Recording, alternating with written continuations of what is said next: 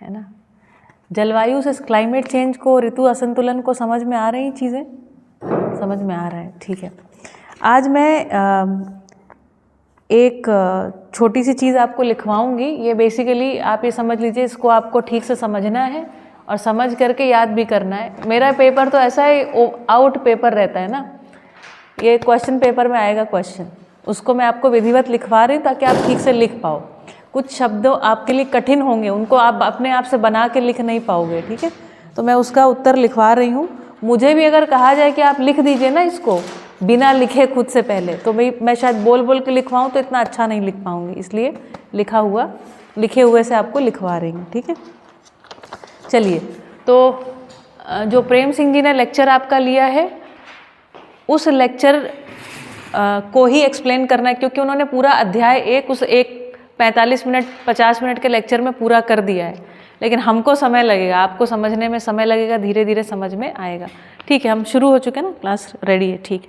चलिए, तो आज जो हम बात करने वाले हैं वह है प्रचलित भौतिकवादी अर्थशास्त्र एवं आवर्तनशील अर्थशास्त्र में क्या अंतर है। इन अंतरों को हम लिखवाएंगे। लिखिए, प्रचलित भौतिकवादी अर्थशास्त्र एवं आवर्तनशील अर्थशास्त्र में अंतर क्या है। देखिए, इसको लिखवाना मेरा उद्देश्य नहीं है, इसको समझाना मेरा उद्देश्य है बेटा? हाँ, प्रचलित भौतिकवादी अर्थशास्त्र, प्रचलित भौतिकवादी अर्थशास्त्र और आवर्तन, जरा एक वो ओपन कर दीजिए स्लाइड, और आवर्तनशील अर्थशास्त्र में, आवर्तनशील अर्थशास्त्र में अंतर क्या है। कुल 10 पॉइंट्स हैं और लॉन्ग आंसर में आपको ये 10 के 10 पॉइंट्स लिखने हैं। ये एक पेपर में वैसे यहाँ पर लिखा हुआ है, ठीक है, पर ये सिर्फ मैं आपको फ़ोटो खींच के भेज दूँ ना, तो भी ना आप इसको पढ़ के समझ पाएंगे और ना ही वापस लिख पाएंगे, इसलिए मेरा समझाना मुद्दा है, ठीक है। मैं एक एक पॉइंट लिखवाती जाऊँगी और समझाती जाऊँगी, ठीक है। एक कोई नया वो कर दीजिए, चलिए ठीक है, कोई बात नहीं, ये कर दीजिए। पहला, भौतिकवादी अर्थशास्त्र। भौतिकवादी अर्थशास्त्र मुद्रा को ही धन मानता है।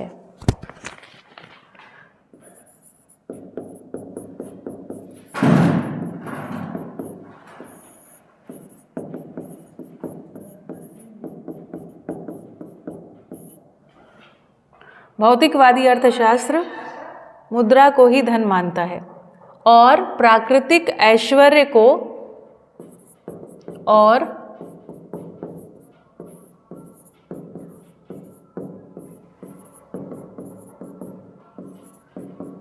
जनक सर इसको शेयर कर दिया है,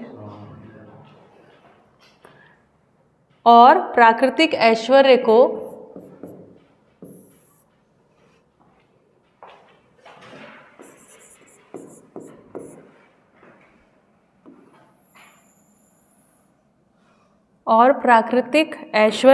जड़ वस्तु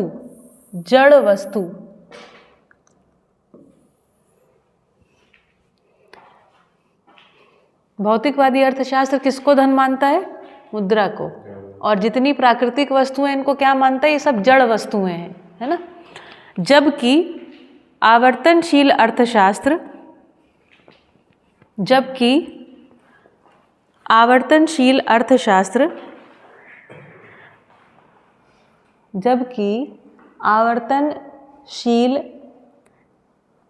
अर्थशास्त्र संपूर्ण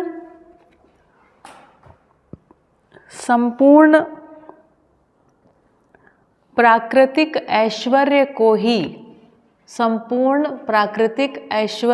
को ही धन स्वीकारता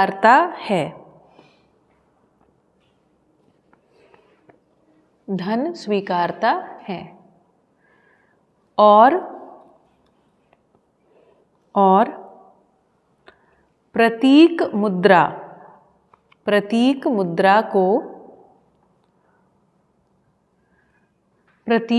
मुद्रा को गांव या क्षेत्र के बाहर गांव या क्षेत्र के बाहर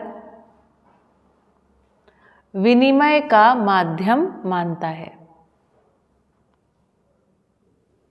गांव या क्षेत्र के बाहर विनिमय का माध्यम मानता है। ठीक है, तो आदरणीय प्रेम सिंह जी ने आपको ये बात उस दिन क्लास में समझाई थी। आपने वो लेक्चर सुना, रिकॉर्डेड सेशन? जिग्नेश, आपका छूटता चला जाएगा। आपको पता है जितने भी इंटरेस्टिंग लेक्चर्स होते हैं ना, वो आपके समहाउ छूटे अभी तक 2 ही 3 लेक्चर हैं, लेकिन सारे वही इम्पॉर्टेंट लेक्चर छूट जाते हैं, जिसके कारण से आगे समझना है। आप उसको देखिए, ठीक है। तो ऋत्विक बताइए मुझे इसमें क्या कहा गया है? कि पहले जो थी उन्होंने बताया था कि पहले जो खरीदी होती थी वो चीज़ें देने के एक चीज़ देनी जाती थी और उसके बदले में दूसरी चीज़ ले जाती थी, और अभी जो है उसके बदले सिर्फ पैसे से चीज़ को खरीदा जाता है। ठीक है, इसमें क्या कहा गया, ये जो लिखवाया है? भौतिकवादी अर्थशास्त्र मुद्रा को ही धन मानता है, यानी जो भौतिकवादी अर्थशास्त्र है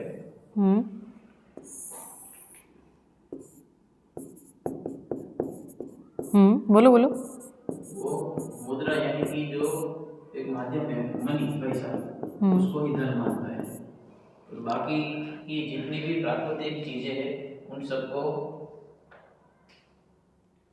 जड़ मानता है। जड़ समझते हैं ना क्या चीज़ होती है? जड़ वस्तुएं मानता है, बस केवल जड़ वस्तु मानता है और कुछ नहीं मानता है। वो कोई धन नहीं है उसके हिसाब से, लेकिन आवर्तनशील अर्थशास्त्र के हिसाब से आवर्तनशील अर्थशास्त्र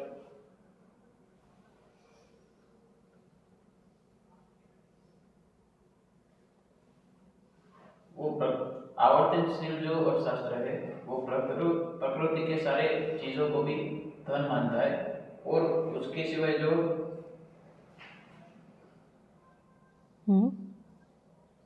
प्राकृतिक मुद्रा जिसे हम बनाए हुए उसको गांव और प्राकृतिक मुद्रा कहाँ शब्द है बेटा?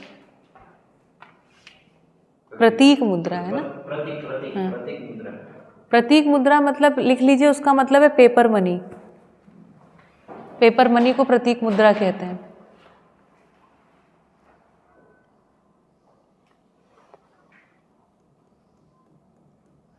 ठीक है, पेपर मनी को प्रतीक मुद्रा कहते हैं। अब मेरा अगला क्वेश्चन ये होगा, इसको प्रतीक मुद्रा क्यों कहते हैं? पिछले जब सत्र में मैं यहाँ पर मैंने लेक्चर लिया था, मैंने आपको 2 बातें कही थी और ये कहा था आगे बताऊंगी, है ना? तो अभी मैं एक और उसमें क्वेश्चन जोड़ रही हूँ। प्रतीक मुद्रा को प्रतीक मुद्रा क्यों कहते हैं, ये आपको सोच करके या कहीं से पूछ करके या इंटरनेट से सर्च करके मुझे बताना है। Why do we call it प्रतीक मुद्रा? क्या ये मुद्रा नहीं है क्या? आपको पता है जिग्नेश, इसको प्रतीक मुद्रा क्यों कहते हैं?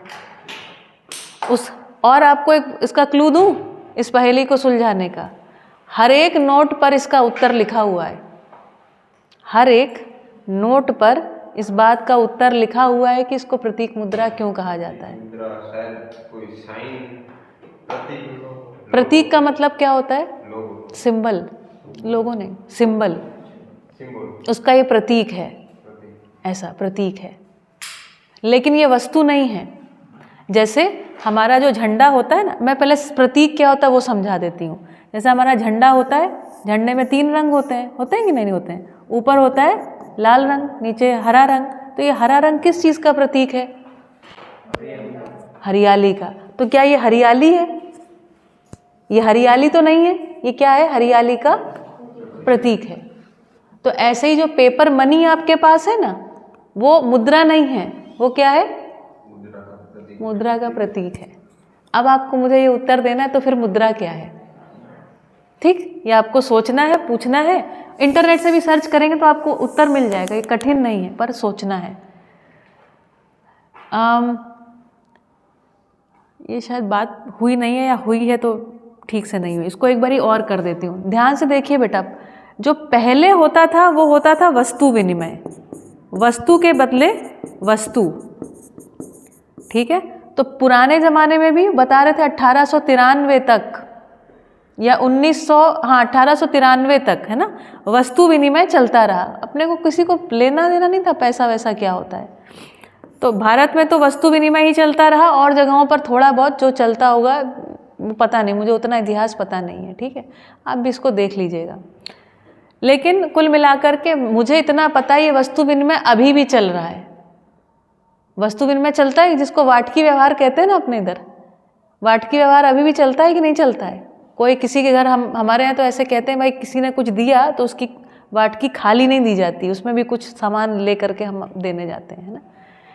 तो मानव में विनिमय करने की प्रवृत्ति बहुत पहले से रही है, ठीक है, लेकिन आवश्यक वस्तुओं के विनिमय की पद्धतियाँ पहले थी, मुद्रा बहुत चलती नहीं थी। ऋत्विक इस बात को ध्यान से समझिए। आज की तारीख में क्या चलता है? मुद्रा के माध्यम से, मुद्रा के माध्यम से विनिमय। कर तो आज भी आप विनिमय ही रहे हैं, नहीं कर रहे हैं विनिमय? आप सोच के देखिए। जैसे एक सब्जी वाला है, सब्जी उगाता है, सब्जी को बेच देता है, तो उससे कुछ पैसा ले आता है। वो पैसा स्कूल में अपने बच्चे की फीस के रूप में देता है ना। वो फीस डिस्ट्रीब्यूट हो जाती है बहुत सारे टीचर्स में, उनको ये मिल गया कागज़। अब ये जो टीचर्स हैं ये जाते हैं अपने लिए, अपने घर वालों के लिए, इनको सब्जी खरीदनी है, तो ये वापस क्या कर देते हैं, इसको कुछ दे देते हैं और यहाँ से सब्जी ले लेते हैं। मूलतः क्या चीज़ एक्सचेंज हुई अभी भी? वस्तु ही चल रही है। आदमी के लिए आवश्यकता क्या है? वस्तु की। बात समझ में आ रही सुहानी? ठीक है। लेकिन अभी माध्यम क्या है? मुद्रा। मुद्रा क्या है? मुद्रा अपने में कोई चीज़ नहीं है, मुद्रा कोई खा नहीं सकता है। मुद्रा क्या है? अभी भी माध्यम है। विनिमय अभी भी किसका हो रहा है? वस्तु का। आगे जो आगे की बात है ना, देखो ये आवर्तनशील अर्थशास्त्र पीछे की बात नहीं कर रहे हैं, जो पहले हो रहा था उसी चीज़ को विनिमय नहीं करना है। यहाँ पर कह रहे हैं श्रम मूल्य का मूल्यांकन, श्रम मूल्य का मूल्यांकन, है ना, और श्रम मूल्य का विनिमय। ये एक नई बात कर रहे हैं यहाँ पर, कुछ एक नए प्रकार की करेंसी, एक नए प्रकार से एक्सचेंज की बात कर रहे हैं। इस प्रकार श्रम मूल्य का मूल्यांकन और एक्सचेंज करने से एक सामाजिक न्याय यहाँ पर होने की संभावना को बता रहे हैं। ये प्रस्ताव है। अभी ये आपने समझा नहीं है, इसको सुना नहीं है, ठीक है। तो जो प्रेम सिंह जी बता रहे हैं वो बता रहे हैं, अभी आपको उन्होंने कहानी सुनाई यहाँ से लेकर के यहाँ तक की। हम आवर्तनशील अर्थशास्त्र समझेंगे तो आज से लेकर के आगे तक की कहानी समझेंगे, क्योंकि ये कहानी हमको लिखनी है, ये हमारी पीढ़ी लिखेगी कहानी, ठीक है। तो पहले वस्तु का विनिमय होता था, आज मुद्रा के माध्यम से आज भी वस्तु का विनिमय हो रहा है। और मुद्रा को अभी हम लोग क्या मान लिए हैं? असल में इसी को वस्तु मान लिए हैं। वास्तव में ये वस्तु नहीं है। कितना भी पैसा हो, कितना भी पैसा कागज रखा हो, उसको आप खा पी नहीं सकते हैं। मुद्रा के माध्यम से विनिमय करोगे और विनिमय करने के बाद वस्तुओं को ही खाओगे, पियोगे, जो भी करना होगा अल्टीमेटली वस्तुओं से ही होगा। ये बात समझ में आई बाबू बेटा? आपको पकड़ में आई ये बात? ठीक है, इसको मैं मिटा देती हूँ अभी, ठीक है। आप लोगों को इसको नोट करना था। इसमें अंडू का साइन है क्या?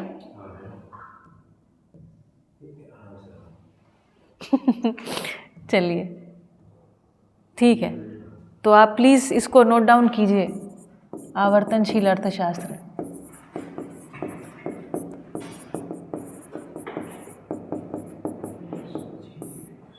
तो वस्तु विनिमय पहले की बात है, पास्ट है, ये टुडे है, ये हमारा आज है, और ये हमारा फ्यूचर है। ये फ्यूचर की बात कर रहे हैं यहाँ पर, ठीक है। और ये हमारा पास्ट है। इसको प्लीज़ लिखिए आप, ये स्पष्ट होना बहुत ज़रूरी है।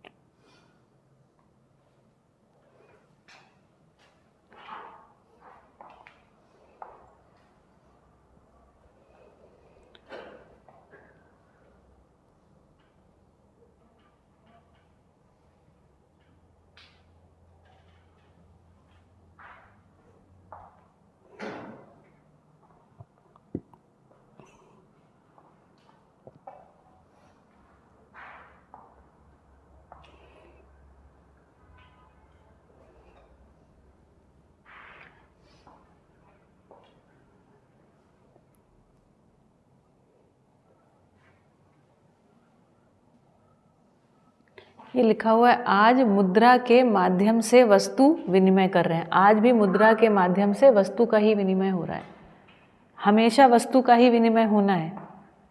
आगे ऐश्वर्य क्या चीज़ है बताओ, अर्जुन बताओ।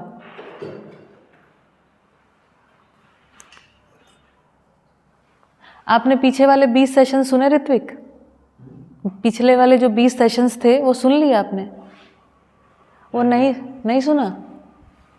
सुनिए बेटा, अगले सत्र में जब आप आएंगे ना 2 दिन के अंदर सुन डालो। 2-3 दिन लगा करके 1-1 घंटे के तो लेक्चर्स हैं, सुन डालो उसको। वो नहीं सुनेंगे ना तो जुड़ेगा नहीं आपके लिए, ठीक है? और फिर ये आपको पढ़ने में मज़ा भी नहीं आएगी। सुन डालिए, आवश्यक है वो। प्राकृतिक ऐश्वर्य किसको कह रहे हैं सुहानी? नहीं आप पकड़े रहिए, बताइए, सोच लिया है तो बताइए क्या है प्राकृतिक ऐश्वर्य? प्राकृतिक ऐश्वर्य वो है जो हमने आगे भी पढ़ा कि जैसे कि पदार्थ, प्राण, जीव। जोरदार तालियां, बहुत बढ़िया, ठीक है, बहुत बढ़िया। तो प्राकृतिक ऐश्वर्य का मतलब है, अच्छा प्रकृति में कितनी चीज़ें हैं, इसीलिए मैं कह रही हूँ ऋत्विक आप ये पढ़ेंगे तब आप बता पाएंगे इसका उत्तर, क्योंकि हम पूछेंगे प्राकृतिक ऐश्वर्य क्या है तो आपको उत्तर नहीं आएगा। तो प्राकृतिक ऐश्वर्य का मतलब है 4 अवस्थाएं। बोलो क्या क्या? पदार्थ, प्राण, जीव और ज्ञान, ठीक है? तो असल में इन चारों को धन मानता है। तो भौतिकवादी अर्थशास्त्र क्या मानता है? प्राकृतिक ऐश्वर्य के रूप में है ये 3, है ना? ये तो जो चैतन्य का वैभव है एक तरीके से ज्ञान का। तो भौतिकवादी अर्थशास्त्र क्या मानता है? ये सारी चीज़ें क्या है? जड़ वस्तु। असल में इसको ऐसा बोलता है, ये सब क्या है? स्रोत हैं। क्या है? रिसोर्सेस। और ज्ञान अवस्था की इकाई जो मानव है ना, मानव को क्या बोलता है?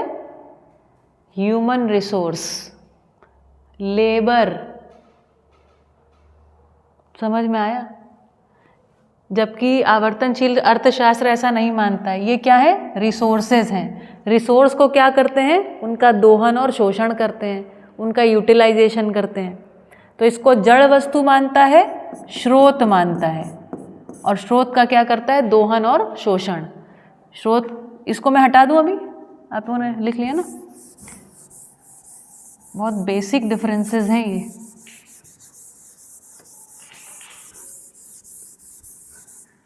तो स्रोत मानता है तो इसका क्या करता है? दोहन और शोषण, ठीक है? ज्ञान अवस्था की इकाई जो है मानव, इसको भी एक्चुअली ह्यूमन रिसोर्स ही मानता है। क्या मानता है? ये ह्यूमन रिसोर्सेज हैं, है ना? या इसको लेबर की तरीके देखता है। यह हालत है, ठीक है? खैर, आवर्तनशील अर्थशास्त्र में क्या कह रहा है? आगे लाइन पढ़ो बेटा, क्या लिखा है? आवर्तनशील अर्थशास्त्र संपूर्ण प्राकृतिक के ऐश्वर्य को ही धन स्वीकारता है। तो यहाँ पर धन क्या है? मुद्रा। और यहाँ पर धन क्या चीज़ है? तो यहाँ पर जो धन है वो क्या है? समस्त पदार्थ, इस धरती पर जितना भी मिट्टी, मणि, धातु, पत्थर है, ये सब क्या है? धन है। फिर प्राण अवस्था के रूप में सारा वन वनस्पति, ये भी धन है। फिर उसके बाद जीव अवस्था के रूप में जितने जीव जानवर हैं वो भी क्या हैं?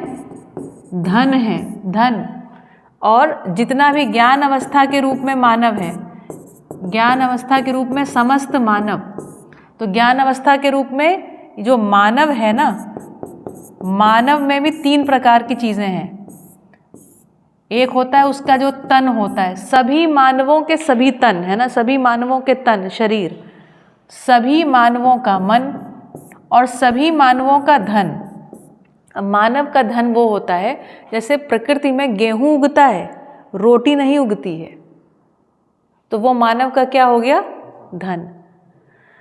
तो प्रकृति में गेहूं है, प्राणावस्था में गेहूं है, चावल है, लेकिन चावल की खीर नहीं है, वो मानव बनाता है। जब श्रम नियोजन करता है तब वो मानव का धन हो जाता है। जैसे प्रकृति में किसका उदाहरण है? ये तो सब बिल्कुल बेकार चीज़ें बनी हुई। जैसे प्रकृति में गोबर है लेकिन गोबर की घड़ी नहीं है, ठीक है? ये मानव का धन हो सकता है है ना। यहाँ तो बाकी प्लास्टिक ही प्लास्टिक भरी पड़ी है। तो प्रकृति में लकड़ी है लेकिन प्रकृति में मेज नहीं है। तो मेज क्या है? मानव का धन है। तो आवर्तनशील अर्थशास्त्र के हिसाब से धन क्या चीज़ है? मुद्रा को धन नहीं मान रहा है। किसको मान रहा है?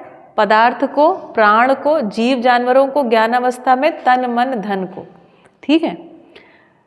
अब मैं थोड़ा ये भी समझा दूं इसकी आवश्यकता। देखो, यदि पदार्थ को हमने धन माना तो हर व्यक्ति अपने धन का क्या करना चाहता है? सदुपयोग और सुरक्षा। ठीक है। अभी उसमें मत लिखिए, पर और कहीं पर नोट डाउन कीजिए इसको। इसके लिए 3 पेज छोड़ दीजिए या कहीं अलग से नोट डाउन कीजिए। प्रत्येक मानव या चलिए इसी में लिख लीजिए, आप एक्सप्लेनेशन लिख लीजिए, इसी के नीचे लिखिए एक्सप्लेनेशन में, नो प्रॉब्लम। पॉइंट अलग डालिएगा, ठीक है, अगले के लिए लिखिए। प्रत्येक मानव प्राप्त धन का सदुपयोग और सुरक्षा करना ही चाहता है। ये एक यूनिवर्सल लॉ है। हर मानव जिस चीज़ को अपना धन मानता है उसका सदुपयोग करना चाहता है, उसकी सुरक्षा करना चाहता है। इस दुनिया का हर एक मानव, इंडियन हो, कनेडियन हो, अमेरिकन हो, अफ्रीकन हो, सभी,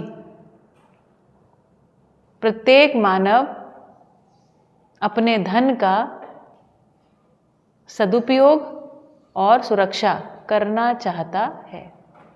ठीक है। अब मुद्दा यहाँ फंसता है कि उसने धन माना किसको है। अगर केवल मुद्रा को धन माना है तो सारी अभी हमारी विचारधारा कहाँ केंद्रित रहेगी? कहाँ इन्वेस्ट करें, कैसे मुद्रा को मल्टीप्लाई करें, यहाँ पर हम केंद्रित रहेंगे, है ना। लेकिन आवर्तनशील अर्थशास्त्र क्या कह रहा है? असल में धन क्या है? ये सब धन है, सारी चीज़ें धन है। तो पदार्थ का क्या, हम पदार्थ भी अगर हमारा धन है, मिट्टी भी हमारा धन है, तो मिट्टी कैसी हो? उपजाऊ या अनुपजाऊ? उपजाऊ। समझ में आया? प्राण अवस्था मतलब वन वनस्पति, तो हमारे जंगल और खेत कैसे हों? कैसे हो भैया? हरे भरे समृद्ध घने, या इसको हम काट डालें? हरे भरे समृद्ध घने। जीव जानवर, इनका क्या करें? अभी आपको पता है ना, विलुप्त होने की कगार पर है। 80% वर्टिब्रेट्स जो हैं वो, अब इसमें यहाँ ना लिखें नहीं तो फिर सब मिक्स हो जाता है। 80% वर्टिब्रेट्स जो रीढ़ की हड्डी वाले जो जीव हैं वो विलुप्त हो चुके हैं। प्रतिदिन कई स्पीसीज विलुप्त, प्रतिदिन विलुप्त हो रही हैं। हम लोगों को ऐसा लगता है केवल सेव टाइगर ही बस करना है। नहीं भैया, आपने कभी ये सोचा कि सेव टाइगर क्यों करना है? हमको ये बार बार क्यों बता रहे? लेकिन टाइगर तो आदमी को मार के खा जाता है ना, काहे को अपने को टाइगर बचाना है? पता है आपको? हैं? आहार श्रृंखला के लिए। और बाकी जो 80% मर गए उनका, ये वर्टिब्रेट्स जो खत्म हो गए। आपने उत्तर सही दिया है बाय द वे, आहार श्रृंखला की ही वजह से। इसको आप एक्सप्लेन कर सकते हैं? क्यों टाइगर को बचाना है? मेरे को इसका ज्यादा मालूम नहीं, लेकिन मैंने कहानी पढ़ी है। हाँ। वो रियल है या पता नहीं। हाँ। एक राजा था, हाँ। उसको हिरन ज्यादा पसंद थे। हाँ। तो उसका जो जंगल था उसमें हिरन। सर इसको माइक दीजिए ताकि और बच्चे, हाँ बोलो बेटा। हाँ। तो वहाँ का जो राज्य का जंगल था उसमें हिरन थे और साथ में वहाँ पे टाइगर जैसे खूंखार जानवर थे। तो क्या हो रहा था, वो जानवर जो हिरन का शिकार करके और उसे मार डालते, तो जिसके वजह से राजा ने अपने सैनिकों को आदेश देकर सारे जो हिंसक प्राणी थे, टाइगर वगैरह, उसको जंगल से हटा दिया। तो थोड़े सालों में उसने देखा कि हिरन की संख्या थी वो धीरे धीरे कम होती जा रही है। क्योंकि खाने में हिरन को खाना नहीं मिल रहा है चीज़ के प्रमाण से। इस वजह से बाद में उसने अपने मंत्रियों से सलाह ली और बाद में जब पता चला ये एक कारण है कि इससे जो आहार श्रृंखला होती है वो मजबूत रहती है और हिरन का जो खुराक की वजह से मृत्यु नहीं होता है कमी की वजह से, तो ज़्यादा हिरन बनते। तो उसने वापस जो हिंसक प्राणी थे उसको जंगल में छुड़वाया। आपने कहानी एकदम सही सुनाई है, इसमें लॉजिक की कमी है अभी। अब ये बताओ, मैं प्रश्न अगर पूछूं आपसे, ये इसमें थोड़ा सा कम क्लैरिटी है आपकी कहानी में। मैं ये पूछना चाहती हूँ कि अगर हमने शेर को हटा दिया तो जंगल तो एक्चुअली बढ़ना चाहिए ना, क्योंकि घास भी बढ़ रही है और ये भी खा रहे हैं, तो गड़बड़ कहाँ हुई है एग्जैक्टली, कैसे गड़बड़ हुई है, ये एक्सप्लेन कर सकते हैं आप? 20 लेक्चर सुन लीजिए, हम लोग इन्हीं सारी चीज़ों के बारे में बात की और मैं आपको इसका उत्तर दूंगी, ठीक है? रूप गुण स्वभाव धर्म, जो 4 अवस्थाओं के रूप गुण स्वभाव धर्म का चार्ट है, उसमें उसका उत्तर छुपा हुआ है, ठीक है? सामने ही लिखा है, पर आपको वो उत्तर मेरे को एक्सप्लेन करना पड़ेगा। मैं एक्सप्लेन करूंगी तो आप सुनेंगे, आपको पकड़ में आ जाएगा। अच्छी कहानी आपने सुनाई एकदम। ये एक वो वुल्फ वाली, जनक सर कौन सी वो है, डॉक्यूमेंट्री दिखाएं क्या बच्चों को? पूरा नदी का वो ट्रैक चेंज हुआ, अपन दिखाएंगे इनको, है ना? चलिए अभी, नहीं तो एक एक बिंदु ही काफ़ी हो जाता है, ठीक है? इसको आप सोचिएगा और, ठीक है? और फिर हम इस पे बात करेंगे। तो अगर जीव जानवर हमारा धन है, इसको हम लोग पशुधन के नाम से, वैसे हमारी परंपरा में तो देखो बोला गया है पहले भी, है ना, पशुधन। इसको हम लोगों ने अन्न धन के रूप में पहचाना है, लेकिन ये अन्न धन के रूप में पहचानते हैं ना, तो आदमी केवल अपने ही खाने वाले अन्न धन को पहचानता है या अपने जीव जानवरों के चारे वाले धन को पहचानता है, इसके अलावा नहीं पहचान पाता। वास्तव में पूरा वन वनस्पति धन है, पूरा पशुधन है। इन्होंने जो कहानी सुनाई, असल में ये कहानी एक बहुत विस्तार से सुनने वाली और समझने वाली कहानी। आवश्यकता लगी तो मैं और इसको सुनाऊंगी अभी, ठीक है, जो इन्होंने सुनाया। उसके बाद ज्ञानावस्था का जो मानव है, उसका शरीर, क्या ये धन है कि नहीं है? पहला सुख निरोगी काया, आपने नहीं सुनी कहावत? और दूसरा धन, दूसरा सुख घर में हो माया, नहीं सुनी आपने कहावत? सुनी है? हाँ, बिल्कुल। पहला सुख निरोगी काया, तन को धन कहा गया है भाई, पहला सुख है ये। उसके बाद पैसे को बोला, माया मतलब पैसा है वहां पर, माया मतलब और कोई प्रकार की माया नहीं है। क्यों तन को धन कहा होगा, बताओ, अर्जुन बताएंगे। हाँ, दो माइक दो बेटा। हाँ, अगर हमारा स्वास्थ्य अच्छा है तो ही हम और काम में मन लगा सकते हैं। अगर स्वास्थ्य ही खराब है तो किसी भी, कितना भी अच्छा कार्य हो, हम उसमें मन नहीं लगा सकते और कार्य होगा नहीं। हम दूसरों पे डिपेंडेंट हो जाते हैं, असल में हम सहयोगी नहीं होते हैं। दूसरी बात क्या होती है कि हमें टेक केयर, हमें चाहिए होता है केयर, उल्टा, है ना? ठीक बात है। अच्छा, मन हमारा धन किस प्रकार से है?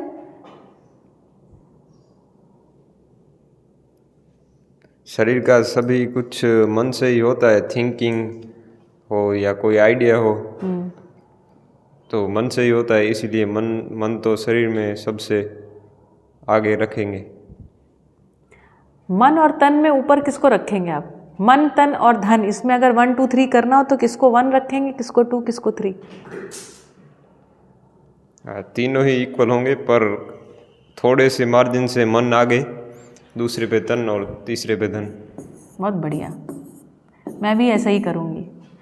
क्यों बताऊँ? क्योंकि मन के बिना तन कोई काम नहीं करता। कहते ना, मेरा मन नहीं कर रहा, मैं नहीं उठूँगा, मेरा मन नहीं कर रहा, मतलब मन के बिना तन कुछ नहीं कर सकता।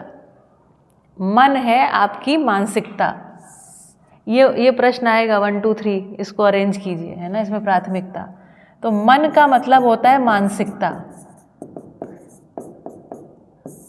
तन का मतलब आप जानते हैं शरीर। तो यदि मानसिकता में सहयोग है तो ये शरीर से क्या होगा? सहयोग करता हुआ दिखाई पड़ेगा। तो अपने धन को, जो प्राप्त वस्तुएं हैं, उनका सदुपयोग करेगा, अच्छे काम में लगाता हुआ व्यक्ति दिखाई पड़ेगा। यदि मानसिकता में विरोध है, यदि मानसिकता में युद्ध है, यदि मानसिकता में स्वयं श्रेष्ठता का अहंकार है, तब यही तन क्या करता हुआ दिखाई पड़ेगा? सवेरे से उठ करके मसल ट्रेनिंग और उसके बाद युद्ध के लिए जाएगा, अपने धन का दुरुपयोग करता हुआ दिखाई पड़ेगा। ये है मानसिकता। मानसिकता के साथ ही तन, और मानसिकता और तन के साथ फिर धन का नियोजन होता है। इसलिए ये 1 2 3 क्रम में ही रहते हैं, ठीक है? तो आवर्तनशील अर्थशास्त्र इस पूरे को धन मानता है, और ये पूरा मिला के असल में क्या बनती है, पूरी की पूरी धरती। और क्या, धरती में यही तो 4 चीज़ें हैं कुल। तो यहाँ से एक सूत्र निकलता है, धरती ही धन है। लिख लीजिए, धरती ही धन है। ये आपको याद रखने के लिए बहुत आसान हो जाएगा। यहाँ पर मुद्रा धन है और यहाँ पर धरती धन है। धरती में क्या है, 4 ही चीज़ें हैं, पदार्थ, प्राण, जीव, ज्ञान, 4 अवस्थाएं हैं। तो चारों अवस्थाओं को यहाँ पर धन कहा गया है। तो पढ़ रहे हैं, अब देखो ये हमारा पूरा का पूरा धन हो गया। तो अगर ये सब हमारा धन है तो इसका क्या करना है, सदुपयोग और सुरक्षा। तो हमारा पूरा आउटलुक बदल गया समझने का, सोचने का। तो हमको इन चारों को समझना आवश्यकता पड़ जाती है। ठीक है, तो हमको अब मानव को भी समझना पड़ेगा, मानव की मानसिकता कैसे बनती है उसको भी समझना पड़ेगा, मानव के शरीर को भी समझना पड़ेगा, और शरीर को बनाए रखना पड़ेगा। अभी हम लोग क्या करते, देखो तन हमको धन नहीं समझ में आता तो हम क्या करते हैं, ऐसा फूड प्रोसेसिंग किया, ऐसा भोजन बनाया कि उसी से क्या हो गया, शरीर का भी शोषण हो गया, पोषण नहीं हुआ। ये हम लोगों ने बात करी है ना। जैसे हमने आलू में पोषण है, ठीक है, आलू में न्यूट्रिएंट वैल्यू होता है, लेकिन अगर उसी ऑयल को पाम ऑयल में हमने फ्राई कर दिया और प्लास्टिक के उसमें हमने वो पैक कर दिया, तो उसमें पोषण बचा कि शोषण हो गया। शरीर के लिए पोषणकारी हुई या शोषणकारी हुई है? पोषणकारी है, शोषणकारी है, पोषण नहीं करेगी। तो हमने एग्रो प्रोसेसिंग तो किया, लेकिन किसके लिए किया, मुद्रा के लिए। अन्य लोगों का जो तन है उसके पोषण के लिए नहीं किया। अब क्या होगा, यहाँ से समस्या उत्पन्न हो जाएगी। लेकिन मान लीजिए हमारी खेती में हमने आंवले उगाए, आंवले का बनाया च्यवनप्राश या आंवले का मुरब्बा बना दिया। अपनी वाड़ी में हमने गन्ने लगाए, गन्ना मतलब क्या बोलते हैं, शेरडी, है ना, और आंवला लगाया, उससे हमने बनाई बूरा खांड, अपनी शक्कर बना ली, और इससे बनाया आंवला, तो पका आंवला उतारा और इससे बना ली। बस 2 ही चीज़ें चाहिए होती मुरब्बा बनाने में, तो इससे हमने आंवले का मुरब्बा बनाया। हमने अभी भी एग्रो प्रोसेसिंग किया, लेकिन हमारी मानसिकता में क्या बैठा है, अब हमारी मानसिकता में यदि पोषण है, पोषण करना हमारी मानसिकता में है, तो हमारा कार्यक्रम कैसा सजेगा, डिफरेंट सजेगा। तो अब हम क्या कर रहे हैं, तन का पोषण कर रहे हैं। जो हमको मिली वस्तु के रूप में अब क्या हो गया, मुरब्बा अस्तित्व में नहीं है भैया। अस्तित्व में क्या चीज़ें हैं, आंवला है और शेरडी है, लेकिन आपने धन के रूप में क्या सजा लिया, मुरब्बा। अब इसका विनिमय हो भी सकता, ये भी तो विनिमय हो सकता है, ये भी विनिमय हो सकता है, इससे भी पैसे आ सकते हैं। ये कोई बहुत बड़ा मुद्दा नहीं है। मुद्दा ये कि हमारी मानसिकता में क्या बैठा है, शिफ्ट हो गया यहाँ पर। ये दिखा आपको, ठीक है। तो इस तरीके से ये शिफ्टिंग हो रही है। चलो, इसलिए कोशिश करेंगे, देखिए आप लोगों को कितना समझा सिखा पाते हैं। मैं बहुत कोशिश कर रही हूँ अच्छे अच्छे रिसोर्सफुल पीपल को बुला करके आपके साथ बातचीत करने के लिए राज़ी कर लूँ। और अगर राज़ी कर पाए ना, तो जो आप एग्रो प्रोसेसिंग, एक तो आप बाकी चीज़ें तो सीख ही रहे हैं, लेकिन आप ऐसा कैसे सोच पाओ कि हमको सही में एक्चुअली क्या चीज़ प्रोसेस करके मार्केट में डालनी है। मार्केट में एक्चुअली ये भी आप देखोगे, मार्केट क्या चीज़ है उसको भी समझना, ठीक है। चलिए आगे पढ़ो बेटा जिग्नेश, क्या लिखा है इसके आगे। हाँ, आवर्तनशील अर्थशास्त्र क्या मानता है, प्रतीक मुद्रा तो गांव या क्षेत्र के बाहर विनिमय का माध्यम मानता है।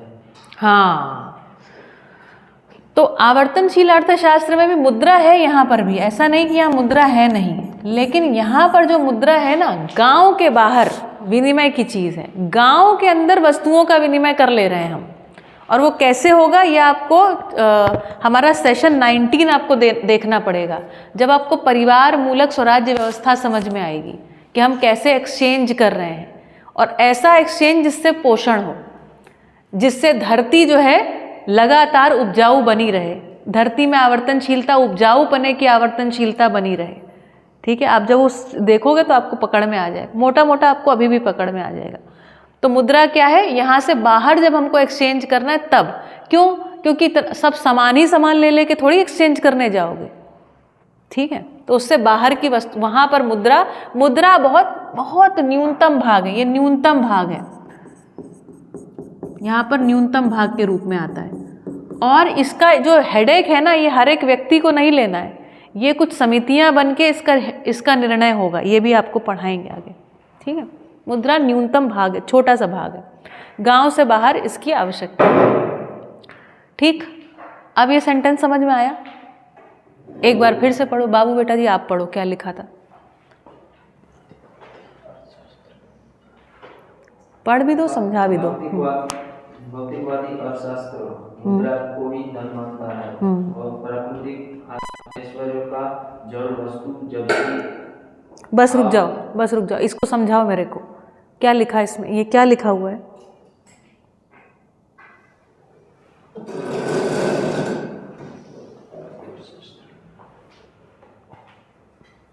प्राकृतिक ऐश्वर्य जो है वो मुद्रा को ही धन मानता है। अरे आपने क्या दो सेंटेंस जोड़ के बोल दिया? जड़ वस्तु, प्राकृतिक ऐश्वर्य को जड़ वस्तु मानता है, मतलब रिसोर्सेज मानता है, इसलिए उनका दोहन और शोषण करता है। भौतिकवादी अर्थशास्त्र जो अभी प्रचलित अर्थशास्त्र है, अर्थशास्त्र का मतलब होता है इकोनॉमिक्स, जो अभी करंट इकोनॉमिक्स है या करंट इकोनॉमिकल सिस्टम है ना, वो क्या मानता है, ये सारी चीज़ें क्या है, रिसोर्सेज हैं, है ना। इसलिए इनकी माइनिंग करता है, जंगलों की कटाई करता है, पशुओं की भी कटाई कर करके क्या बोलते हैं, मीट इंडस्ट्री, लेदर इंडस्ट्री बोलते हैं कि नहीं बोलते हैं। तो ये इस तरीके की चीज़ों पे इस तरीके से चलता है ये।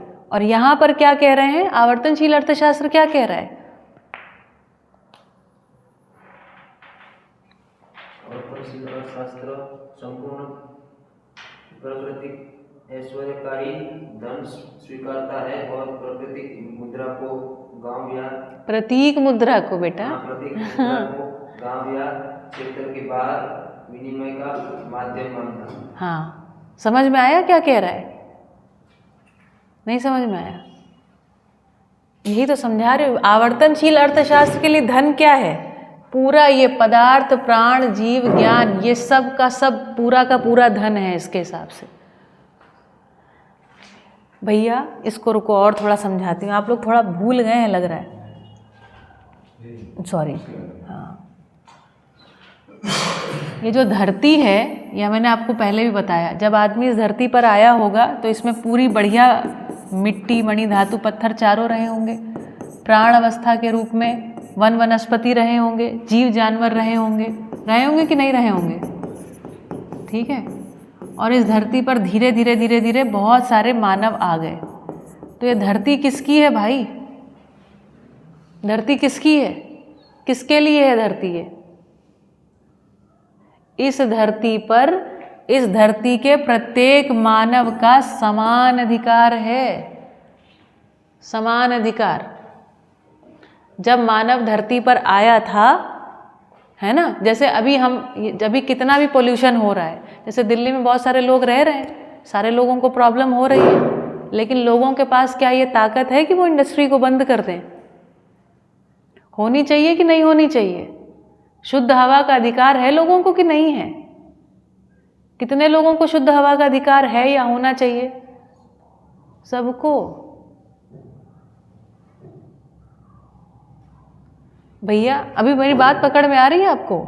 ये मानव जो है ना, 100% मानव, 100% जो मानव हैं, इनको बेसिक राइट देने वाला कोई किसी का वो नहीं है भाई, ऊपर वाला सरकार या माई बाप नहीं है। सभी को शुद्ध आहार का अधिकार है कि नहीं है? किसने दिया? शुद्ध आहार। शुद्ध आहार का अधिकार किसने दिया है? अस्तित्व ने दिया है, नहीं दिया है? शुद्ध हवा का अधिकार किसने दिया है?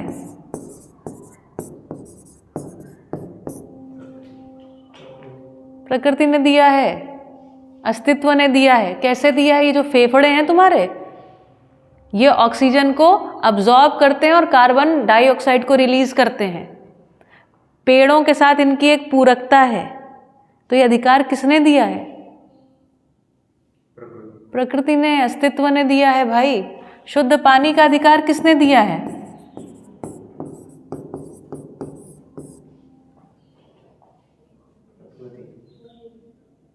जब मानव इस धरती पर आया था तो ये पानी शुद्ध था कि अशुद्ध था? हवा शुद्ध थी कि नहीं? आहार शुद्ध था कि नहीं था? हुआ कहाँ गड़बड़ है? यहाँ कुछ गड़बड़ हुई है, यहाँ कुछ भारी गड़बड़ हुई है। वास्तव में छोटी सी गड़बड़ है, केवल देख लेने भर की देर, ये देख लेने से ही सुधार चालू हो जाता है तुरंत। तो ये जो मानव में कहाँ गड़बड़ हो गई? मानव की मानसिकता में गड़बड़ है। मानसिकता में सही हो जाने से सही हो जाएगा। इसी तरीके से पूर्ण स्वास्थ्य का अधिकार अस्तित्व ने हमको दिया है। कैसे दिया है जानते हैं? रोग प्रतिरोधक क्षमता के रूप में। शुद्ध आहार दिया, शुद्ध हवा दिया, शुद्ध पानी दिया और रोग प्रतिरोधक क्षमता दिया है। देखो, कट हो जाता है अपने आप, 2 दिन में भर जाता है, कोई टांका दिखाई पड़ता है? मेरे को तो न जाने कितने बार कट हुए, सभी को हुए होंगे, आप सभी को। ठीक है, रोग प्रतिरोधक क्षमता के रूप में पूरी व्यवस्था दिया है अस्तित्व ने हमको। प्रकृति सहज विधि से हमको मिला हुआ है। यहाँ पर ये जो मानव की मानसिकता में जो गड़बड़ है ना, मानसिकता में गड़बड़, ये जो मानसिकता में गड़बड़ है, ऐसा लगा थोड़ा हाथ लगा, गड़बड़ ना हुई। तो मानसिकता में जो गड़बड़ है ना, वही शुद्ध आहार, शुद्ध हवा, शुद्ध पानी और स्वास्थ्य में हस्तक्षेप है। मानसिकता सही होते ही क्या होता है? मानव केवल हस्तक्षेप को हटाता है, उसको व्यवस्था नहीं बनानी है। व्यवस्था बनी हुई है। कोविड आया, मानव ने हस्तक्षेप हटाया। मानव क्या किया? अपने घर में दुबक के बैठ गया। नदियाँ साफ हो गई, हवा शुद्ध हो गई, नहीं हुआ? सब पूरी दुनिया ने देखा है ना। स्पीसीज जो हैं और फ्लटर और वो हो गई, खिल गई सारी की सारी। ये हुआ ना। इसका मतलब है मानसिकता में जो गड़बड़ है, उसी के कारण आहार में, हवा में, पानी में, स्वास्थ्य में मानव ने हस्तक्षेप किया है। मानसिकता सही होते ही मानव को क्या दिखाई पड़ता है? अस्तित्व की व्यवस्था दिखाई पड़ती है। व्यवस्था दिखाई पड़ते ही उसको क्या लगता है? अरे अपने को क्या समझ में आता है? इसको तो हस्तक्षेप को हटाना मात्र है। हस्तक्षेप को हटा लिया और हटाने के बाद पूरक हो जाता है। जैसे अस्तित्व में मैंने कहा ना, पोषण क्रिया मानव को समझ में आ गई। तो अब मानव चाहता तो यही था कि पोषण करना, लेकिन उसने अभी धन को कुछ और मान लिया। यहाँ पर देखो क्या गड़बड़ हो गई, छोटी सी गड़बड़ हो गई कि आदमी को वास्तव में धन क्या है? अस्तित्व सहज विधि से चारों चीज़ें धन है, और ये चारों चीज़ें आपस में इंटरकनेक्टेड हैं, जिनकी बात हम लोगों ने 5-7 लेक्चर्स में करी है ना।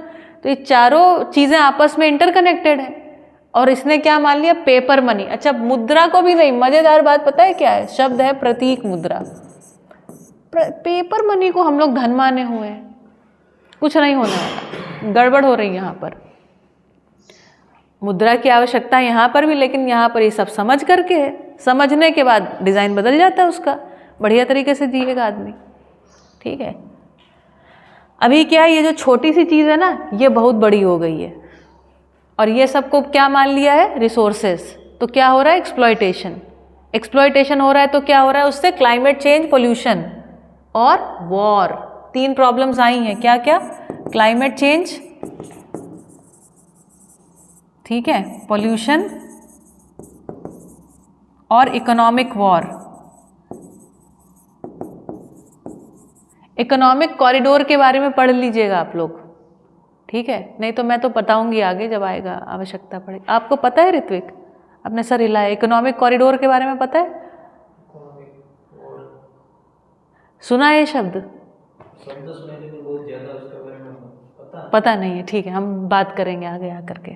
ये जितने भी बड़े बड़े कंट्रीज के बीच में युद्ध समझ में आ रहे हैं ना, किस चीज़ के युद्ध चल रहे हैं? रिसोर्सेज के लिए। रिसोर्सेज क्या चीज़ है? ये बात आप सभी को पता है ना, जिन 7-8 कंट्रीज इस समय लड़ रहे हैं आपस में, रिसोर्सेज के लिए लड़ रहे हैं। रिसोर्स मतलब क्या? पदार्थ के लिए, मिट्टी, मणि, धातु, पत्थर के लिए। वहाँ डायमंड्स माइन है, तो डायमंड मतलब मणि, कहीं पर कोई धातु है तो वो उसके लिए लड़ रहे हैं। यही तो रिसोर्सेज मतलब यही हुआ ना। कहीं पर वन वनस्पति, जैसे अफ्रीका को क्यों चाहते हैं कि गरीब बनाए रखें, इसीलिए जीव जानवरों के लिए। उसका लेदर, क्रोकोडाइल का बढ़िया लेदर आता है, उसका बनाएंगे अपन बैग एग बना के घूम रहे हैं। यही सब तो हो रहा है। यही इसी को तो, तीनों चीज़ों को क्या मान लिया है यहाँ पर, क्या माना है, जड़ वस्तु, रिसोर्सेज माना है। पकड़ में आया आपको? इकोनॉमिक वॉर मतलब अभी इकोनॉमिक्स किसको मान लिया है, पूरा धन किसको मान लिया है, इन जड़ वस्तुओं को स्रोत माना है। इनकी पूरकता नहीं समझ में आ रही है। आहार श्रृंखला विज्ञान में पढ़ी तो है, लेकिन पकड़ में नहीं आ रही है, उसको ध्वस्त करे जा रहे हैं हम लोग। अगर हमने आहार श्रृंखला समझ ली है तो कभी भी हम लोग जीव जानवरों को विलुप्त होने देंगे क्या? पर पूरा इकोनॉमिक्स कैसा चल रहा है कि ये सारे के सारे विलुप्त हो जाएं। एक बात बताओ, छोटी सी बात, मैं ये सब बातें ऑन कैमरा वैसे अवॉइड करती हूँ, एक छोटी सी बात बोलूँगी बस। ये बताओ, ये जो कहीं पर भी कोई जंगल हो, जैसे हिंदुस्तान में कोई जंगल हो और जंगल को काटना हो, तो क्या कोई भी आदमी जंगल में जाए और जंगल काट सकता है? कौन काट सकता है? वन विभाग काट सकता है ना। तो वन विभाग का उत्तरदायित्व तो क्या होना चाहिए था, वनों का संरक्षण या वनों का कटाव? एक सुर में आप सबने बोला संरक्षण, हो क्या रहा है? कटाव। सोचने की बात है, ठीक है।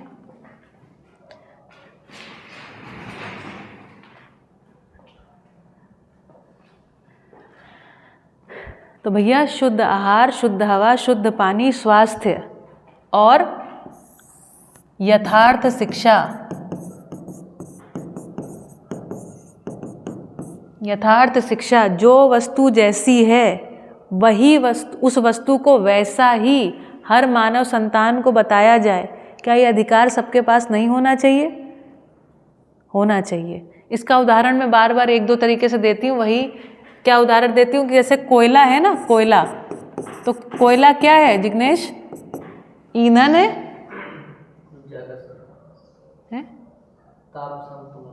हाँ, कोयला क्या है? ताप संतुलन की वस्तु है। आपको वीडियोस देखने पड़ेंगे ऋत्विक फिर से, ठीक है। ताप संतुलन की वस्तु है। इसको समझने के लिए, इसको मैंने समझाया 10-15 मिनट लेकर के, ठीक है, अब नहीं समझाऊंगी। और कोयले को माना क्या हुआ है? ईंधन। ये क्या है? अयथार्थ। ये हमारी अयथार्थ शिक्षा है।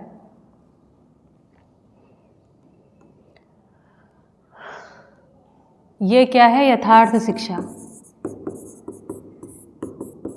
ये जो पूरा डीवोक कोर्स डिज़ाइन कर रहे हैं ना, या जो डीवोक कोर्स में पढ़ाने का केवल एक्चुअली आवर्तनशील अर्थशास्त्र और 2-4 जगह प्रयास कर रहे हैं। इस बारी आपके बैच में तो यही जो पूरा विषय है ना, इसी में पूरा प्रयास लगा हुआ है, ठीक है। बाकी हमने ऐसा मान लिया है कि आप लोग बहुत होशियार हैं और सारी चीज़ों को सटीक तरीके से आप निचोड़ निकाल लेंगे हर एक क्लास से, ठीक है।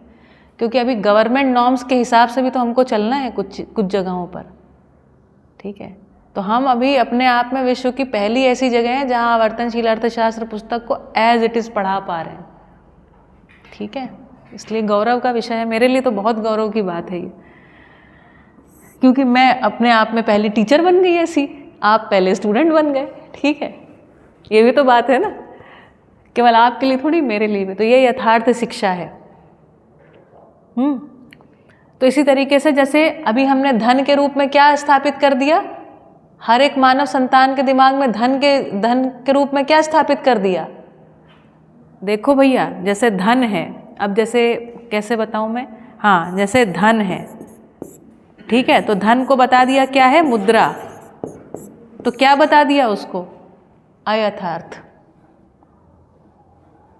कितना भी पैसा होगा, यदि हवा पोल्यूटेड हो गई, प्रदूषित हो गई, तो उनके बच्चे क्या अच्छी हवा में जी पाएंगे? नहीं जी पाएंगे भाई। जबकि धन क्या बताना था? धन वास्तव में वस्तु क्या है? धन बराबर धरती, धरती में चारों अवस्थाएं हैं, ये बताना था बच्चे को। हम लोगों ने बच्चों के दिमाग में क्या ठोंक दिया? पैसा पैसा पैसा पैसा। जबकि पैसा क्या है? एक्सचेंज मीडियम है। अरे भाई समझ में आया ना, मीडियम ऑफ एक्सचेंज है, विनिमय के लिए। कि हमने सब्जी बेची तो फिर अब एक्सचेंज करने के लिए इजी हो गया ना सब कुछ। एक्सचेंज मीडियम था और उसको क्या बना दिया? यही चीज़ है बस, दिस इज अल्टीमेट। हो नहीं रहा है, उससे अटके होंगे। कोशिश करेंगे एक दो ऐसे लोगों के ऊपर जिन्होंने मुद्रा पे रिसर्च किया, अगर वो लोग तैयार हो गए ना तो आपके साथ एक बढ़िया लेक्चर उनके साथ भी हम कोशिश करेंगे। देखिए, प्रयास तो मैं करूँगी, पूरी दम लगा रही हूँ उस समय। चलो, बात पकड़ में आई इतनी? एक बिंदु है ये, इतना भी समझ में आ जाए तो जिंदगी बदल जाए। ठीक है, तो यथार्थ शिक्षा, सही सटीक शिक्षा का अधिकार, संपूर्ण स्वास्थ्य का अधिकार। लगा रहे हैं वैक्सीन और हो रहे हैं बॉडी में प्रॉब्लम्स। वैक्सीन समझते हैं क्या है? वैक्सीन का मतलब आप किसी को समस्या नहीं होगी। करने गए थे वैक्सीन को, क्या मतलब ऐसा लग रहा है कि बिल्कुल स्वास्थ्य के लिए आई है, और हो क्या रहा है? जान माल की हानि हो रही भाई, लोग मर रहे हैं उससे, हार्ट अटैक। पता है ना आप लोगों को ये सब बातें? ये पता है आप लोगों को? पता है, अच्छा, पर तो फिर ठीक है। नहीं तो कुछ लोगों को लगता है आपने ऐसे कैसे बोल दिया। वास्तविकता अलग चल रही है। शुद्ध पानी की जगह पे आरओ से आने वाली और प्रॉब्लम्स, उनके लिए फिर और टेक्नोलॉजी, ये सब चल रहा है। जबकि शुद्ध पानी जो है, सबसे अच्छा पानी कौन सा होता है? बरसात का पानी। और बरसात का पानी आपके घर में कैसे आता है? रुपयों से जाके लेके आना पड़ता है, खुद ही बरसता है आके आपके घर पे। घर के ऊपर बादल आकर के टंग जाते हैं और बरस जाते हैं आपके घर में। शुद्ध पानी का अधिकार आपको अस्तित्व ने दिया है। केवल इस शुद्ध पानी को हम लोग कैसे, हमको उसके बाद श्रम नियोजन हमने उस पर कर लिया होता तो वो पानी हमारे अधिकार में आ जाता। अभी हमारे वो पानी अधिकार में नहीं, वो बह करके चला गया। ये है क्योंकि आदमी अपने अधिकार को ही नहीं समझ में आया उसको, कि हमको तो शुद्ध हवा, शुद्ध पानी, शुद्ध आहार, स्वास्थ्य और शिक्षा का अधिकार अस्तित्व सहज है। नहीं समझ में आया। ठीक है, चलें आगे। अभी समझ में आया? आपको समझ में आया क्या कहा जा रहा है? ठीक है, राजेश आपको समझ में आ रहा है? आ रहा है कि नहीं आ रहा है? बड़ी बड़ी बातें लग रही हैं। जिग्नेश आपको समझ में आ रहा है? आ रहा है। चलिए भैया, कुछ करना है इस पर मिल करके, केवल पढ़ना नहीं है। लेकिन अभी तो 5-6 महीने पढ़िए, फिर मिल के कुछ करेंगे। अगला लिखिए, दूसरा बिंदु लिखिए।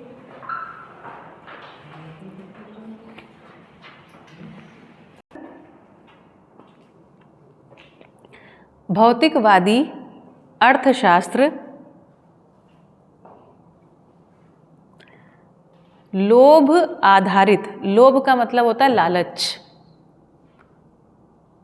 भौतिकवादी अर्थशास्त्र लोभ आधारित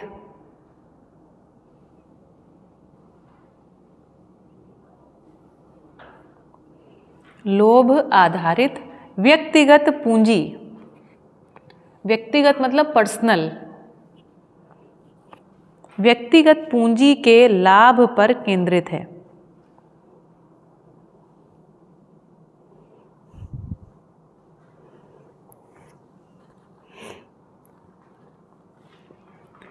भौतिकवादी अर्थशास्त्र लोभ आधारित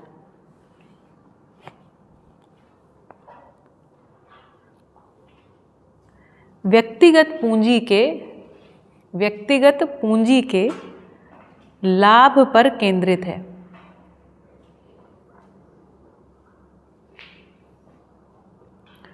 जबकि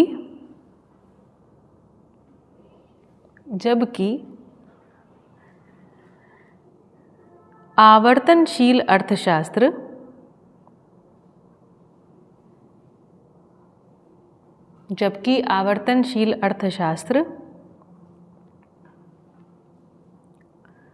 धन, और धन क्या है यहाँ पर? क्या है धन? हाँ, पूरा प्राकृतिक ऐश्वर्य। तो ब्रैकेट में लिखिए प्राकृतिक ऐश्वर्य, धन, आगे ब्रैकेट में लिखो प्राकृतिक ऐश्वर्य। अपने समझने के लिए लिख लो पदार्थ, प्राण, जीव, ज्ञान, चारों अवस्था। फिर लिख लो धरती, ये सब एक ही बात है। चारों चीजें जो हैं धन है।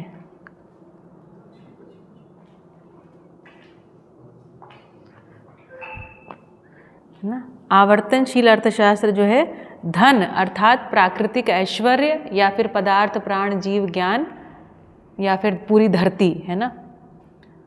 ब्रैकेट को क्लोज करो और लिखो इसको सामाजिक केंद्रित संपत्ति मानता है,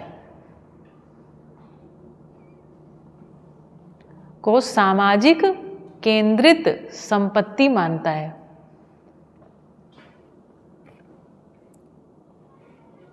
को सामाजिक केंद्रित संपत्ति मानता है।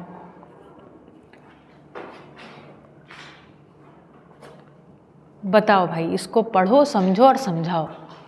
बाबू बेटा जी इसको हमको समझाएंगे ये क्या लिखा हुआ है, फिर सुहानी समझाएंगी।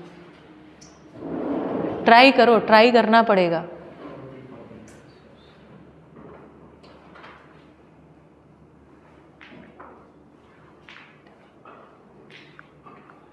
इसका आधा भाग मैंने समझा दिया इससे पहले ही अभी।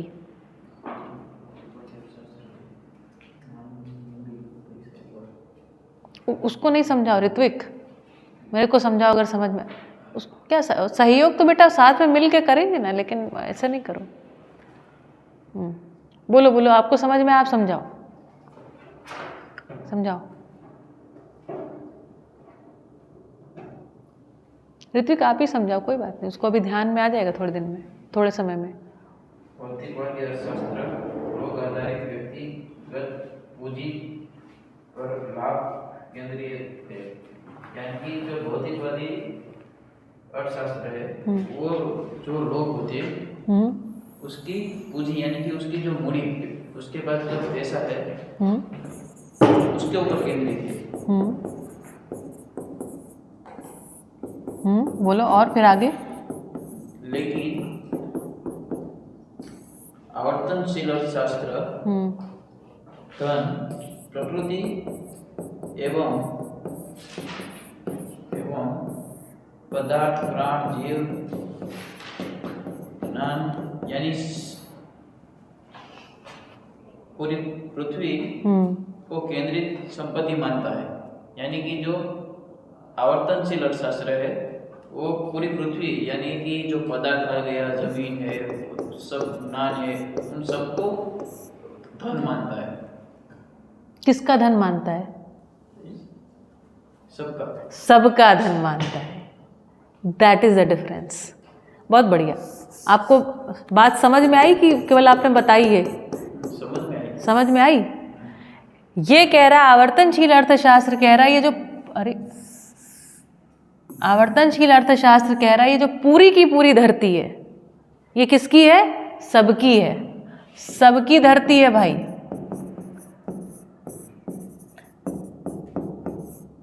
ठीक है, सबकी धरती, सबका धन।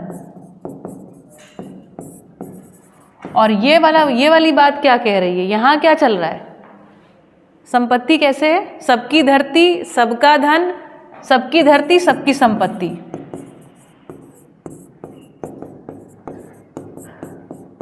ऐसा कह रहा है ये। और ये क्या कह रहा है? संपत्ति यहां पर क्या चीज है? ये तो हम लोग जानते हैं ना, इसी में तो जी रहे हैं अभी। क्या है संपत्ति? हाँ, तो भाई मेरे बैंक अकाउंट में जो बैंक बैलेंस है, क्या है? Bank balance. वो क्या है? आपकी संपत्ति है।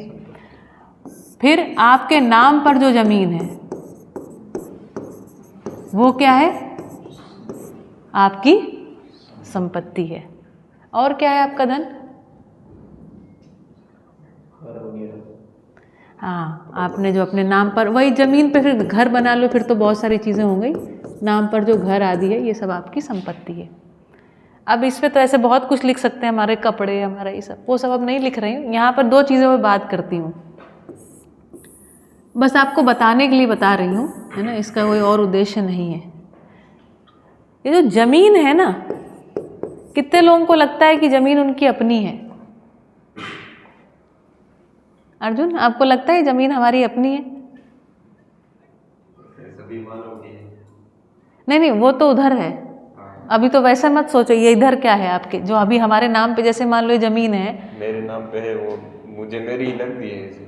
लगती है आपके नाम पे, है आपकी ज़मीन मेरी ही है। जैसे हाँ, आपकी हमको लगती है आपकी ज़मीन। हाँ।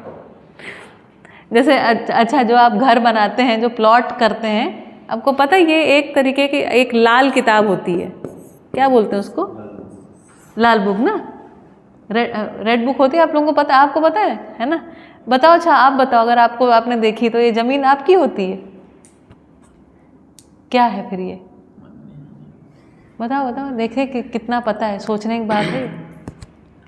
मेरे नाम की होगी तो मेरे को पैसा देंगे, लेकिन मैं बोलूँगा कि आपकी ज़मीन देंगे, ये मेरी तो नहीं देगा, फर्क तो पड़ता है ना। अरे आपकी मेरी बात नहीं है, ज़मीन किसकी है? जैसे हमने कहा ना, यहाँ से यहाँ तक लेके ये अपना, लेट्स से ये अपना इंडिया है, ठीक है, या इंडिया का कोई पार्ट है, ठीक है, या इंडिया ही मान लो पूरा, है ना, तो ज़मीन किसकी है? सरकार आपको ज़मीन देती है या ज़मीन पर काम करने का अधिकार देती है? कब्जा। कब्जा, ये सही शब्द है। ज़मीन आपकी नहीं है, इस पर थोड़ा और रिसर्च करके आइएगा। तो ज़मीन पर कब्जा देती है। आप लोगों को पता है कुछ चीज़ें, मतलब आप सुनते रहते हैं, आप तो उससे ध्यान देने की ज़रूरत है। ज़मीन पर कब्जा देती है, ज़मीन पर काम करने का अधिकार देती है। क्या सरकार कभी भी जब चाहे उसको ले सकती है? ये पता है आपको? ये पता है आपको? आपको भी, लोगों को भी पता है ना? सरकार जो कीमत लगाएगी आप वो ले लीजिए और आपको छोड़नी पड़ेगी वो ज़मीन, ठीक है? और उसके बाद आपका कोई से नहीं है। आप कहो कि जैसे आपने कहा, हमको मान लो 5 करोड़ रुपया मिल गया, हमारी 1 एकड़ ज़मीन है और बहुत सरकार ने पैसा हमको छक भर दे दिया, 5 करोड़, हमने खूब खुशी खुशी दे दी ज़मीन, है ना, मान लो हमने दे दी। अब क्या इस ज़मीन पे मान लो बिल्कुल एक ऐसी इंडस्ट्री लगाई गई जिसकी चिमनी से एकदम जहरीली गैस निकल रही है, क्या हम ये बोल सकते हैं कि आप यहाँ पे मत लगाओ? ये हम नहीं बोल सकते।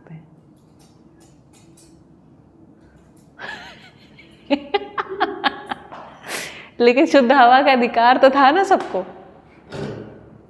इसके बाद जब हम इंडस्ट्रियल प्रोडक्शन करते हैं, इसमें बहुत सारा वेस्ट होता है, इंडस्ट्रियल वेस्ट, वो वहाँ के नदी नालों में बहा दिया जाता है, जिससे जल प्रदूषित होता है। आप में से कितने लोगों ने सोनम वांगचुक के बारे में कुछ सुना है? जानते हैं सोनम वांगचुक? सोनम वांगचुक नहीं जानते हैं? आपको पता है? हाँ, नहीं पता है, इस समय जेल में है। चलिए, वो व्यक्ति प्रकृति को लेके काफ़ी लड़ाई कर रहा था, उसको सरकार ने कहा हटो, निकलो यहाँ से, ठीक, जेल में, लद्दाख में, हाँ, यस, जिसके ऊपर 3 इडियट्स बनी है, वो कैरेक्टर सोनम वांगचुक है एक्चुअली, ठीक है। इसी तरीके से अच्छा, बैंक बैलेंस मान लो मेरे बैंक अकाउंट में लेट्स से 75 लाख रुपए हैं, ठीक है। आपको एक सिंपल रूल बता रही हूँ, मान लो ये बैंक डूब जाए, तो जानती हो मैं कितना अधिक से अधिक क्लेम कर सकती हूँ केवल बैंक से? पूरा तो नहीं कर सकते। हाँ, आधा नहीं कर सकते हैं, अधिकतम 5 लाख अधिकतम 5 लाख, बस। बैंक केवल इतने के लिए लायबल है, हैं? बैंक में पैसा रखे रहते हैं क्या?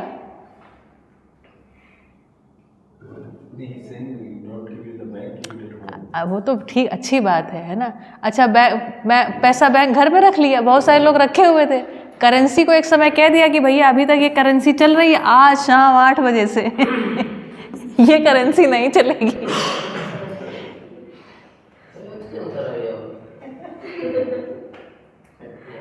एक्सचेंज, आप बात नहीं समझ रहे। आप है ना यहीं पर ही घूम रहे हैं, अभी आप लंबा लंबा घूमते रहेंगे ऐसे, ठीक है। ऐसा ही आदमी घूम रहा है ना। तो अभी छोटी छोटी जितनी, अच्छा उस आप लोगों को वो समय याद है जब वो बोलते हैं उससे टेररिस्ट को हटाने के लिए और टेररिज्म को हटाने के लिए हम लोग करेंसी चेंज कर रहे हैं। क्या लगता है टेररिज्म खत्म हो गया? नहीं खत्म हुआ, समीक्षा करनी पड़ेगी। खैर चलिए, तो यहाँ पर संपत्ति किसको कह रहे हैं? सबकी धरती, सबका धन, सबकी संपत्ति। आज की स्थिति में यह नहीं है, यहाँ पहुँचना है, यहाँ जाने के लिए दम लगाना पड़ेगा, पहले तो सोचना पड़ेगा। अगर सोचेंगे ही नहीं, काय को सोचना, सुकाम सोचू है ना, तब फिर तो कुछ नहीं होने वाला। सोच के देखो, सोचने में क्या जा रहा है, सोच के देखिए। बाकी आपको यहीं जीना यहाँ जिए, भले कोई दिक्कत नहीं है, सोच के तो देखो, ठीक है। चलो, बात स्पष्ट हो गई। एक बारी और पढ़ देते, पढ़ो एक बारी क्या लिखा है आपने, पढ़ो जिग्नेश, पढ़ो आप। भौतिकवादी अर्थशास्त्र लोग आधारित व्यक्तिगत पूंजी के लाभ पर केंद्रित है, जबकि आवर्तनशील अर्थशास्त्र धन, पूरी प्राकृतिक ऐश्वर्य, पदार्थ, प्राण, जीव, ज्ञान, इसको सामाजिक केंद्रित संपत्ति मानता है। तो ये जो संपत्ति आपको इकट्ठा भी करनी है, कैसे इकट्ठा करनी है? कुछ भी आप काम करोगे, ऐसा काम करो जिससे कुछ लाभ शेष रहे। लाभ को ही दूसरा रूप कह सकते हैं बचत कह सकते हैं, ठीक है। कुछ तो खाने पीने के बाद बचे, तब तो जोड़ पाओगे ना, जोड़ के तो बैंक बैलेंस बनेगा। फिर आप उसको इन्वेस्ट कीजिए, या फिर आप उससे कोई और अपने संसाधनों को जोड़िए, और कुछ काम करिए, और कुछ उद्यम करिए। तो इस तरीके से ये वाली चीज़ें चलती रहती हैं, ठीक है। यहाँ पर कह रहे हैं, यहाँ पर दूसरी तरीके की बात कर रहे हैं। यहाँ पर कह रहे हैं सबकी धरती, सबका धन, सबकी संपत्ति, और आगे जाकर के बोलेंगे सबकी सहमति। यदि सहमति नहीं है तो नहीं यहाँ पर इंडस्ट्री लगा सकते हैं। सबकी सहमति से चलेंगे। अभी सबकी सहमति वाला कोई डिज़ाइन नहीं है। सहमति कुल थोड़े से लोगों की सहमति भी नहीं होती है, उनकी अपना लोभ, अपना लाभ हो जाए, बाकी जनता जाए जहाँ जाए ना जाए। यही तो विधि है, ठीक है।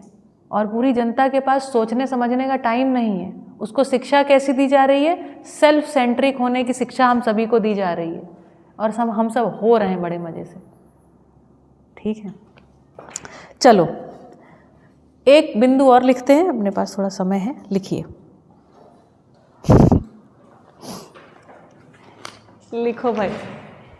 तीसरा बिंदु है भौतिकवादी अर्थशास्त्र। भौतिकवादी अर्थशास्त्र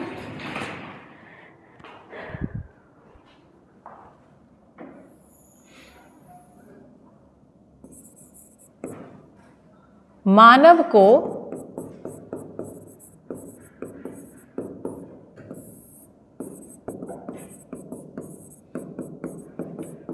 एक संसाधन मानता है।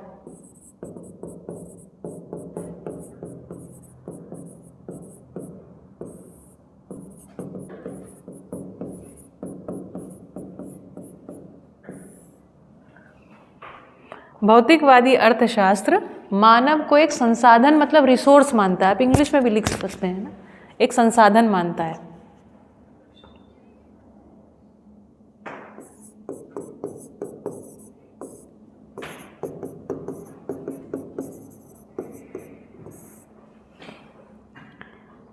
जबकि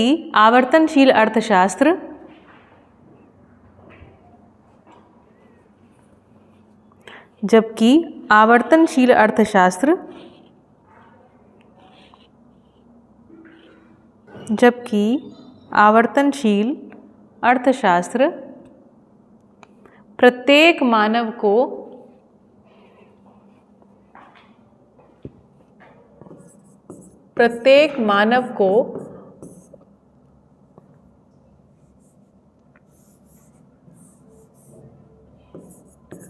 पूर्णता के लिए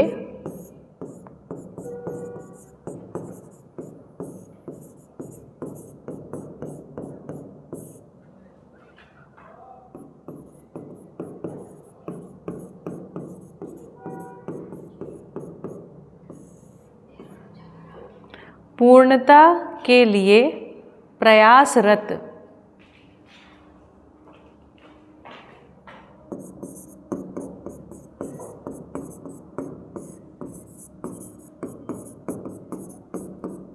पूर्णता के लिए प्रयासरत प्रकृति की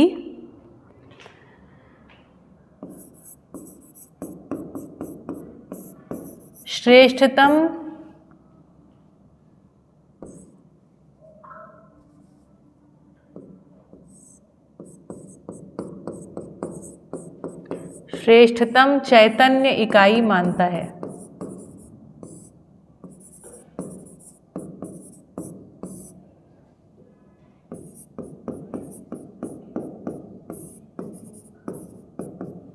ये डिफरेंस है भैया।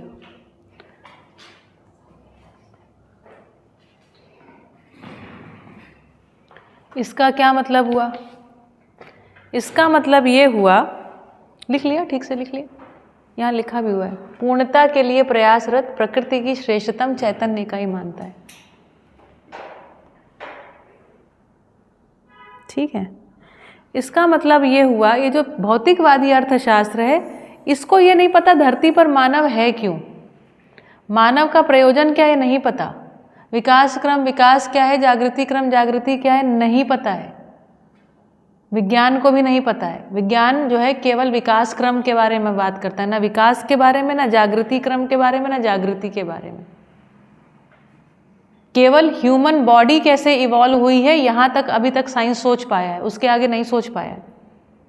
ठीक है, तो कह रहे हैं इसके हिसाब से ये क्या है पता नहीं उसको क्या है, लेकिन उसने एक नाम दिया है रिसोर्स, और इस रिसोर्स का काम क्या है, जैसे बाकी सारी वस्तुओं का दोहन शोषण होकर के कुछ लोग भोग कर रहे हैं या सभी लोग मान लो भोग में लगे हुए हैं, वैसे ही मानव भी क्या है, एक संसाधन है, रिसोर्स है। इसका भी हम लेबर, इसका भी हम क्या कर सकते हैं, एक्सप्लॉयटेशन कर सकते हैं, इसका भी शोषण हो सकता है, ये भी प्रोडक्शन के लिए लगेगा। सुबह से लेकर शाम तक क्या होना है हमको, प्रोडक्टिव। सुबह से लेकर शाम तक आप सुबह उठोगे, रोटी किस लिए खाओगे, ताकि पढ़ने जा सको, पढ़ोगे लिखोगे किस लिए, ताकि प्रोडक्टिव हो सको, ताकि क्या कमा पाओ, मुद्रा। मुद्रा से क्या करोगे, भोग। भोगने के बाद फिर क्या करोगे, फिर रिफ्रेश हो करके वापस रोटी खाओ, काम पे जाओ, पैसा कमाओ, फिर भोगो, सो जाओ, फिर उठो, रोटी खाओ, यही साइकिल चलता रहेगा ये। और भोग भोग करके क्या करो, इस धरती को नष्ट कर दो, खत्म कर दो, जहाँ पर खड़े हुए हैं भोगते रहो। सुबह उठो, रोटी खाओ, शाम तक जलसा करो, फिर सो जाओ, फिर उठो, जलसा करो, सो जाओ, उठो, जलसा करो, सो जाओ। ये कह रहा है कुछ ऐसा काम चल रहा है यहाँ पर। कहता और करना ही क्या है, और क्या करना है जिंदगी में, उसको कुछ पता ही नहीं है और क्या करना है। इस चीज़ को हमारे बच्चों के हमारे दिमागों में भर दिया गया है ना, ये भरा हुआ है दिमाग में। क्या हुआ, अरे हाँ सॉरी, यहाँ से दिखता ही नहीं है, ब्लैक हो जाता है ना। ठीक है, तो कह रहा है भाई ये एक साइकिल है, इसको बोल रहे हैं भोगोन्माद। अरे भाई कुछ हो गया इसमें, ऐसे ठीक है, नहीं कुछ टच हो गया है बेसिकली। ठीक है, अभी हो गया ना। तो ये क्या है, यहाँ पर बेसिकली भोगोन्माद, एक प्रकार का उन्माद, जानते हैं क्या शब्द होता है, उन्माद का मतलब होता है पागलपन। भोग का उन्माद, किसको भोगना है, सुविधाओं को भोगना है। किसको भोगना है, सुविधाओं का भोग। सुविधाओं का भोग करो, और भोग करने के बाद एक समय के बाद जब तक शरीर चले चलाओ, सब जैसा चल रहा है चलाओ, और चला चला के एक दिन जाओ। यह है भौतिकवादी अर्थशास्त्र। आदर्शवाद ने तो कोई अर्थशास्त्र दिया नहीं, क्योंकि आदर्शवाद ने तो क्या कह दिया, संसार क्या है, मिथ्या, झूठ है। अब जब झूठ ही तो इसमें करना क्या है, फिर खत्म काम, छोड़ो, भिक्षा मांगो या फिर वन वनस्पतियों को खाओ पियो, बस परमात्मा का भजन करो। उन्होंने तो कोई अर्थशास्त्र दिया नहीं वैसे, है ना, मेरी समझदारी में नहीं दिया, इन लोगों ने बनाया, क्योंकि इनके हिसाब से क्या, यही जगत, इतना ही सत्य है बस केवल। तो यही सत्य, इसमें भोगो होगो, और उसके बाद स्वर्ग नरक की कल्पनाएं तो आदर्शवादियों ने दी है ना, इन लोगों ने थोड़ी दी है, साइंस ने थोड़ी दी है स्वर्ग नरक की कल्पना। तो कह रहे हैं भाई ये एक ये डिज़ाइन है। जबकि आवर्तनशील अर्थशास्त्र, इसको समझने के लिए आपको सेशन 10-11 देखना पड़ेगा। कह रहे हैं यहाँ पर जो ये मानव है ना, मानव दो चीज़ें चाहता है। प्रत्येक मानव संतान जन्म से ही न्याय का याचक, सही कार्य व्यवहार का इच्छुक और सत्यवक्ता है। तो उसमें जो है न्याय धर्म सत्य की ये जो प्यास है ना, न्याय मतलब सही समझ के प्रति, है ना, व्यवस्था के, धर्म मतलब व्यवस्था के प्रति, सत्य मतलब सहअस्तित्व के प्रति, ये जो जिज्ञासा है इसको शिक्षा पूर्वक सफल किया जाए, इसको बोल रहे हैं क्रियापूर्णता, मतलब समझदारी, क्रियापूर्णता।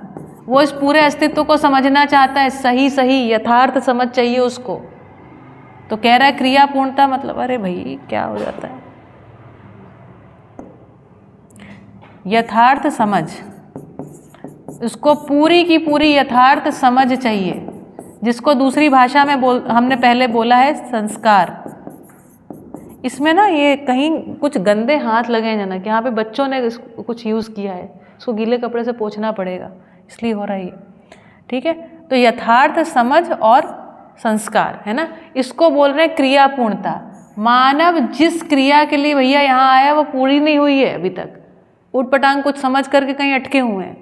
तो सटीक यथार्थ समझ शिक्षा विधि से दी जाए, शिक्षा होगी पूरी तो अपने आप संस्कार, संस्कार का मतलब होता है पूरी सही सटीक समझ, तब ये बच्चा जो है न्याय करने में सक्षम हो जाएगा।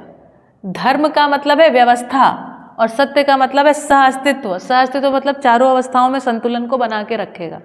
चारों अवस्थाओं में संतुलन को बना के रखने का मतलब है ये जो इसका धन है, धन क्या है, चारों अवस्थाएं तो हैं, इसका सदुपयोग भी कर पाएगा, इसकी सुरक्षा भी कर पाएगा। तो कह रहे हैं ये चाहिए। तो मानव पूर्णता मतलब क्रियापूर्णता, क्रियापूर्णता मतलब होता है यथार्थ समझ उसमें आ जाना, और आचरण पूर्णता, अब समझ में आ गया तो करेगा क्या, आचरण में लेके आएगा ना। आचरण मतलब उसका क्रियान्वयन, इम्प्लीमेंटेशन। तो ये है इम्प्लीमेंटेशन। अब जैसे मैंने आपको एक छोटी सी बात समझा दी कि हमारा आहार में जो उसका मूल्य है क्या है, पोषण है। तो हमको एग्रो प्रोसेसिंग करनी है तो किसके लिए करें, पोषण के लिए कि शोषण के लिए, पोषण के लिए।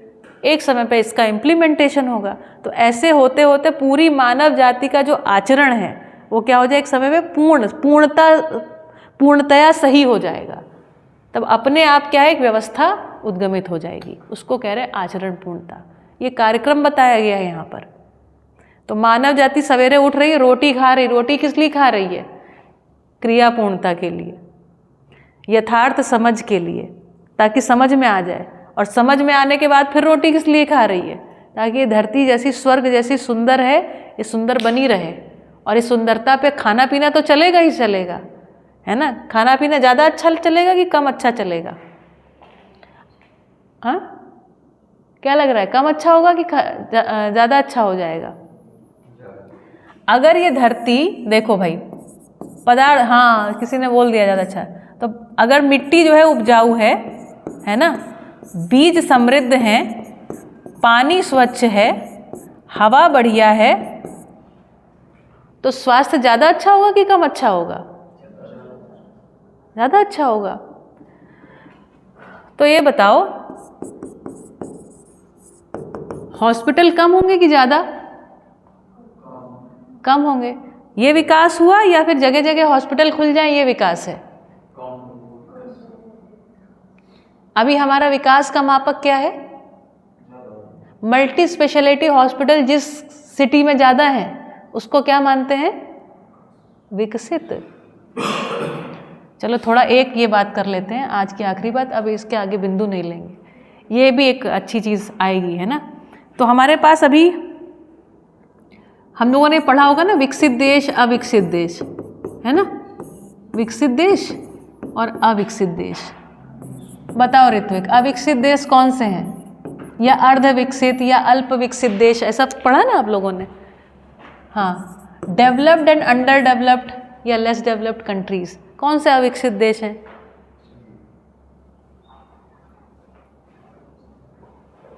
ये विकसित किसको बोलते हैं? एक नाम लो, ऐसे कुछ नाम लो। अमेरिका। अविकसित अफ्रीका। हवा, मिट्टी, पानी, उससे भी बड़ी बात मानव संबंध कहाँ ज़्यादा अच्छे हैं? अरे ठीक है, लिख दें यहाँ पे कंट्री के, केन्या लिख दें।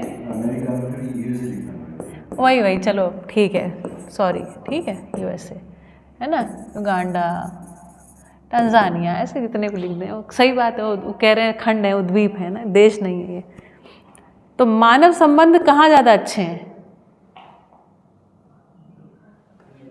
अमेरिका में। जो परिवारों में आपसी संबंध हैं वो ज़्यादा अच्छे कहाँ हैं? न्यूज़ में तो सही अमेरिका में नहीं होते, ऐसा दिखाते हैं न्यूज़ में। असलियत भी यही है। हमारे तो बहुत सारे लोग रहते हैं ना वहाँ, सब अकेले अकेले। हमारे तो एक परिवार, क्लोज परिवार के रिलेटिव हैं, उनके अकेले रहते हैं भाई। ठीक है, अभी क्या बोले, है ना, ठीक नहीं है। यहाँ के लोग वहाँ जा कर के बस गए, वहाँ 2-3 पीढ़ी निकल गई, उसके बाद उनकी भी पीढ़ियाँ वैसी ही होने लग जाती हैं जैसे वहाँ के लोग होते हैं।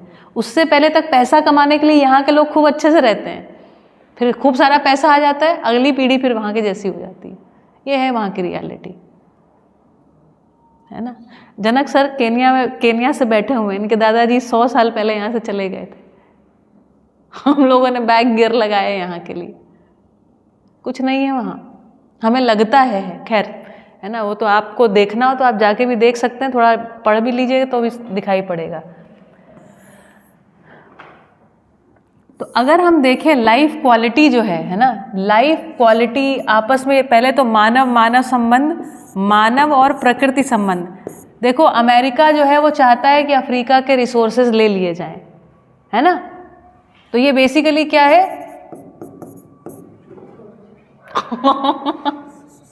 इसको हटा देते हैं ना। एक ऐसा पूरा देश है जिसकी ये मानसिकता है कि इनके पास जो कुछ है उसको जा करके हम लोग, ठीक है, उसके लिए वो क्या करता है, इनको सबको युद्ध में फंसाए रखता है। क्योंकि अमेरिका का ज़्यादातर पैसा कहाँ से आता है? इसके पास एक ही इंडस्ट्री बढ़िया से है, वॉर इंडस्ट्री, वीपन इंडस्ट्री, है ना, पूरा वॉर एंड वेपन इंडस्ट्री। ताकि क्या करें, हम इसके सारे के सारे रिसोर्सेस ले लें। तो ये बताओ, जिसकी मानसिकता चोरी की है, चलो अभी लिख ही देती हूँ, मैंने लिखा था तो ये विकसित है या ये विकसित है?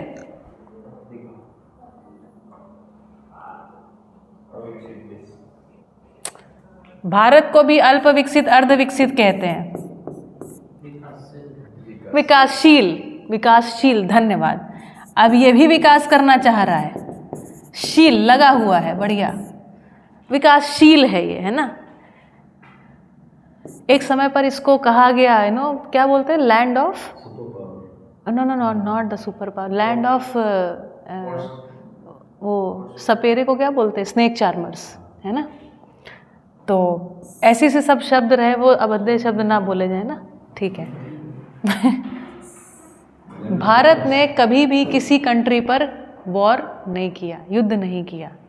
अच्छी बात लेकर के नहीं गया, वो एक बात है, वो जाना चाहिए था, लेकिन भारत ने कभी भी युद्ध नहीं किया, चोरी नहीं की।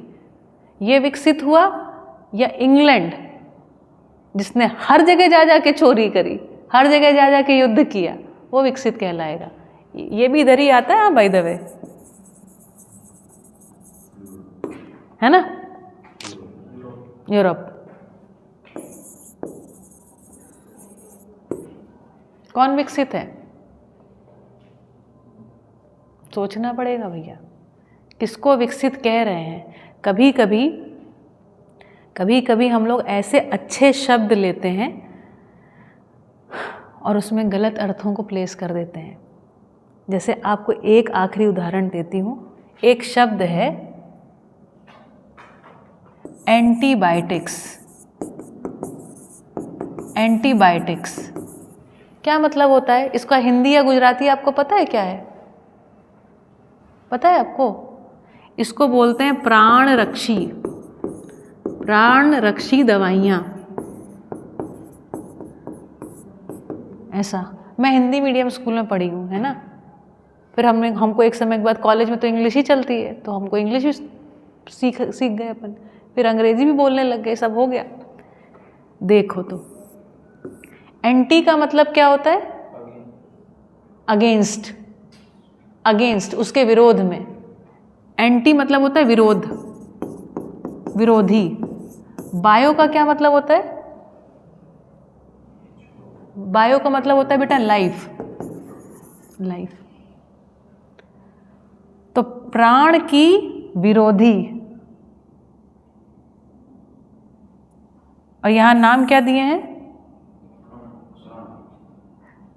प्राण रक्षी। जैसे शब्द है पेस्टिसाइड, ये शब्द तो आपने सुना होगा ना। साइड जहां पर लग जाता है उसका मतलब होता है हत्या। जैसे सुइसाइड मतलब, सुई मतलब सेल्फ और साइड मतलब हत्या, सेल्फ की हत्या, आत्महत्या। रेजिसाइड, राजा की हत्या। इस तरीके से शब्द बनते हैं अंग्रेजी में, ठीक है। साइड मतलब हत्या, रेजी मतलब रीगल, राजा की हत्या, इस तरीके से। पेस्ट मतलब होता है छोटे मोटे कीट पतंगे, तो छोटे मोटे कीट पतंगों की हत्या। जब हम खेती करते थे तो हमारा जो हेल्पर था ना, काका, हमको बोलते थे कि दीदी आप वो दवाइयाँ ले आइएगा, दवाइयाँ। दवाई और जहर, इसमें अंतर है कि नहीं है? बोलता क्या था? आप लोगों ने भी सुना है ना इसको, दवाई दे रहे हैं, दवाई। और है क्या? इस जगह है हम लोग, ठीक है। चलिए सत्र को यहाँ पर रोका जाए। सभी को नमस्ते, अगला सत्र अगले दिन।